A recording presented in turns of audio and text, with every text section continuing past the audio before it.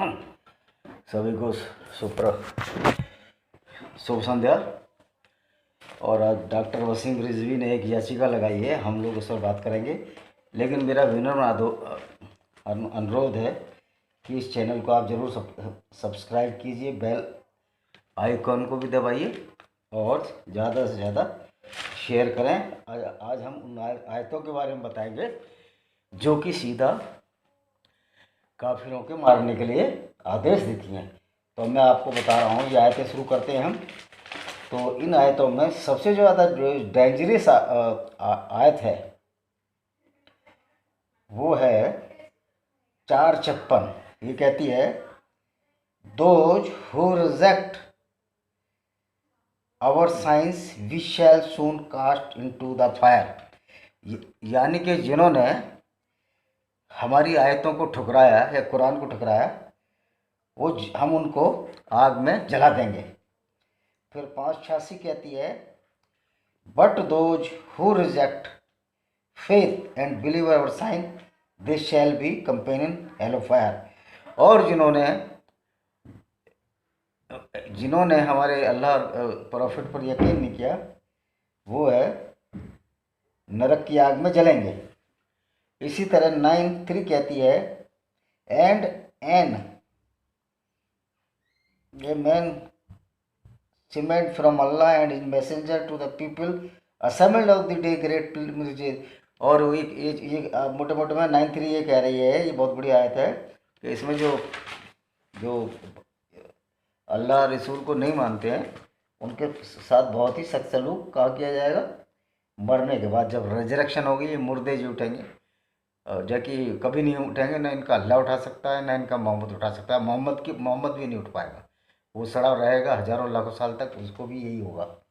फिर 8:52 कहती है, after the manner of the people of Pharaoh and of those before the कैफरिन the sign of Allah and Allah punish them for the crimes. और जो अल्लाह को नहीं मानेंगे, अल्लाह उनको देखेगा। उसके बाद 28 कहती है, एंड द अनबिलीवर, जो काफिर हैं, will have a humiliated penalty, वो बड़ी ही सज़ा पाएंगे। और बड़ी छोटी है 995 आयत अल तौबा कहती है कि काफिरों को रमज़ान के महीने के बाद मार दो और उनको एम्बुश लगा कर मारो और उनको जहाँ पाए कत्ल कर दो। तो ये प्रॉफिट था, ये इनका अल्लाह था जो इस तरह की एडवाइस देता था, कत्ल कर दो। और हमारे बहुत सारे बोले हमारे रसूल को कुछ नहीं कहो। ये रसूल नहीं था, ये रैपिस्ट था, हत्यारा था, बलात्कारी था।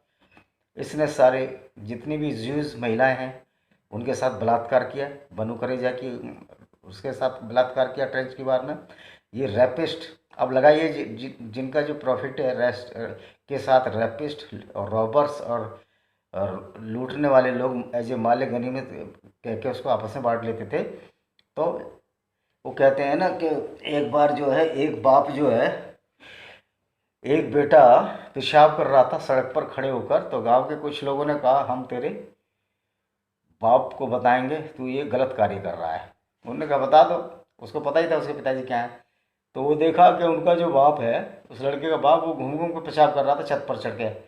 तो जब उसकी तरफ मुंह उठाया तो सारा पेशाब जो इनके ऊपर डाल गया। तो वो समझ गए पूरा खानदान ही ऐसा। इसी तरह जो इस्लाम जो चला है 610 से, ये पूरा खानदान ऐसा ही है। और मज़े की बात है ये है कि इनको अभी ढंग से डोज नहीं मिली है। ये बड़ी शर्म और लज्जाजनक बात है कि ऐसे लोगों को जो कि जो मानवता के खिलाफ है, उनको हम डोज नहीं दे पाए। जबकि मानव जो सबसे बड़ा एक जिसके साथ जो सही कार्य करता है वो सबसे ज़्यादा ताकतवर होता है। ये हमारी कायरता का प्रतीक है। कमलेश तिवारी जी का सर काट के ले गए। कमलेश तिवारी जी एक मिठाई के डिब्बे में लालच आ गया हमारे पंडित जी को, क्योंकि पंडितों का काम ही मिठाई खाना है। तो वहाँ वो मारे गए। कम से कम ये तो देखते कि मैं कितना बड़ा पद है, मैंने क्या बोला है, कम से कम मिठाई किसी से ना खाऊं। तो पंडित जी हैं अपने लालच मार के मिठाई की। मैं ब्राह्मणों को मिठाई बहुत कम पसंद है और वो भी फ्री की मिल जाए तो सोने में सुहागा होता है। उसके बाद क्या हुआ, अब डॉक्टर वसीम रिजवी ने लगाया केस, तो इनको धमकियां मिल रही हैं। डॉक्टर वसीम रिजवी पर अगर एक भी गोली चली या खतरा हुआ तो खून की नदियाँ इस देश में बहा देंगे। और हम उनको वाजे करना चाहते हैं कि कृपया डॉक्टर वासिम रिजवी पर हाथ उठाने की जहमत ना करें। नहीं तो अरब के रेगिस्तान तक आपको खदेड़ के मारा जाएगा। इंडिया का कानून मानो, और नहीं तो घर घर से तुम्हारी ऐसी धुलाई होगी कि तबीयत खुश हो जाएगी। वैसे भी जो मोहम्मद साहब का ग्रुप था, जो इस्लाम शुरू हुआ था, वो गुंडों का, बदमाशों का और कातिलों का और बलात्कारियों का ग्रोह था। और वसीम रिजवी ने ये ठीक ही आयत लगाई है इन आयतों के खिलाफ जो सुप्रीम कोर्ट ने दिया। हम तो पहले ही बोल चुके हैं सुप्रीम कोर्ट को इन आयतों को बैन करें। और जो हम बता रहे हैं वो कभी हेट स्पीच में आएगा नहीं, क्योंकि हम सामने खुद बताएंगे कि ये आयतें हैं। पहले आप इनको बैन कीजिए, हम इनके खिलाफ भी ना बोलें। मतलब अगर कोई हिंदू या कोई और दूसरा या वसीम रिजवी ये उठाए तो हेट स्पीच है। इनकी तो पूरी कुरान ही हेट स्पीच है। और इस कुरान को तो फाड़ कर जला देना चाहिए, जैसे कि ईरान में जलाई गई। और ये हमारे मोमिन भाइयों को भी कुरान जो है एक गलत दिशा की तरफ ले जा रही है, जिससे ये आतंकवादी बन गए। इनके दिमाग में ये भर दिया गया है कि हम सीधे स्वर्ग जाएंगे और 72 हूरें मिलेंगी, जो अल्लाह यहाँ इनको औरतें तक उपलब्ध नहीं करा रहा। 22-23 बुरहानवानी भी ऐसे ही मारा गया। तो अल्लाह जब यहाँ बैलेंस नहीं बना पा रहा मुसलमानों में, स्त्री पुरुषों का अनुपात यहाँ नहीं दे रख पा रहा, तो स्वर्ग किसने देखा? सातवां आसमान होता ही नहीं, तो मतलब स्वर्ग भी नहीं है। इनकी सारी बचकानी हरकतें मूर्खों भरी बात है। जैसे जैद हामिद जो है पाकिस्तान का सबसे बड़ा स्टूपिड है, सबसे बड़ा मूर्ख है, जिसको शायद इंडिया ने बैन किया है। मैं उसको भी संदेश देना चाहता हूँ, वो हमारी इन बातों को ध्यान से सुने और ये देखे कि ये ना गजवाए हिंद होने वाला है, ना बल्कि अब जो है ये इस्लाम का ये खात्मा हो रहा है। क्योंकि इस्लाम एक ऐसा धर्म है और उसकी किताब ऐसी लूली लंगड़ी है जो अल्लाह की साइंस है। मैं सलमान बिन अजीज़ जो वहाँ का सऊदी अरब का प्रिंस है, उससे बोलना चाहता हूँ, इस अल्लाह की साइंस को ख़त्म करो। लोग सारी हंसी उड़ा रहे हैं और इस्लाम को छोड़ो, सब पहले मनुष्य बनो। और ऐसी ऐसी बातें मान रहे हो आप लोग कि सारी पृथ्वी घूम नहीं रही है और सूरज उसके चारों तरफ घूम रहा है, और ये मौकरी हो रही है। इस जब अल्लाह और प्रॉफिट को यही नहीं पता और गैब्रियल फरिश्ते को कि ये पृथ्वी घूम रही है और सूर्य नहीं घूम रहा है, तो ऐसे स्टूपिड लोगों की बातें आप क्यों मान रहे हो, जिनको कुछ अपना आता पता नहीं था, जिनको ये भी नहीं पता था सूरज जो छिपता नहीं है बल्कि पृथ्वी की जो रोटेशन है उसके हिसाब से घूम जाता। तो मेरी यही है सारे मुस्लिम भाइयों से कि आप जो है, और हमारे सारे जो कन्वर्टेड मुस्लिम हैं उनको मजबूरी बस अपना धर्म छोड़ के जाना पड़ा था। तो मेरी पुनः उनसे आग्रह, मेरा किसी मुसलमान से कोई विरोध नहीं है, लेकिन जो डॉक्ट्रिन है जो आपके अल्लाह की और प्रॉफिट की, वो डॉक्ट्रिन एक गुंडे जैसी डॉक्ट्रिन है, जैसे कि दाऊद इब्राहिम है। तो उस डॉक्ट्रिन को छोड़ें, अच्छी तरफ आएँ, हिंदू अपने वैदिक धर्म की ओर लौटें। बहुत हमारे 99% हमारे मुस्लिम ब्रदर हिंदू ही थे। उनको ज़बरदस्ती लालच, अगर वो हिंदुओं को गाली दे रहे हैं मुस्लिम ब्रदर, तो ये उनको सोचना होगा वो अपने फोर फादर्स को भी गाली दे रहे हैं। और उनके फोर फादर्स जो हिंदू थे, क्या वो काफिर हैं?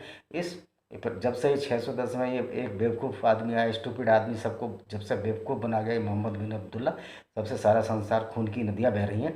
तो कृपया इन चीज़ों को ध्यान में रखें। और मेरे मुस्लिम भाई से फिर भी निवेदन है, आप मन में सोचें, देखो मारकाट से कुछ होने वाला नहीं है। अभी तो आपका जो आप लोग वैसे ही संकट में हैं, क्योंकि एक जहालत दे दी है इस कुरान ने आपको, एक जाहिलाना सारी चीज़ें सिखा दी हैं, आपको बहुत पीछे छोड़ दिया। ऐसी पुस्तक को आप क्यों पढ़ते हो कि जिसमें कुछ सच्ची नहीं है, झूठ के सिवा कुछ नहीं है?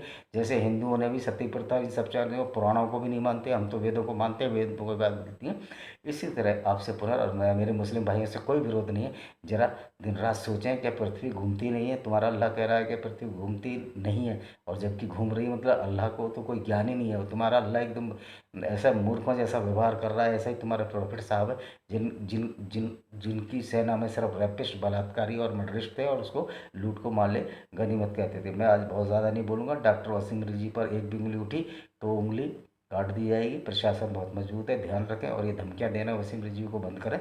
और अगर कोई धमकी देता है तो आप जो अपना फ़ोन नंबर वगैरह डालें, अपना एड्रेस भी डालें, जिससे कि आपको आपकी जो शिकायत वहीं पर तुम्हारे घर पे ही हो सके, कानूनी शिकायत, और आपको अरेस्ट किया जा सके।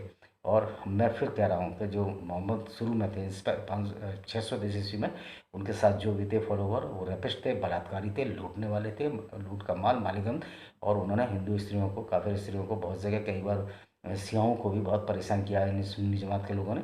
इस्लाम कोई धर्म वरम नहीं है, ये एक संगठित गिरोह है गुंडों का, जिसमें कि इन सारी आयतों को भर दिया मोहम्मद साहब ने, जिससे कि दूसरे लोग डर कर रहें। इन्हीं शब्दों के साथ मैं अपने आप इसको विराम देता हूँ। जय हिंद, वंदे मातरम।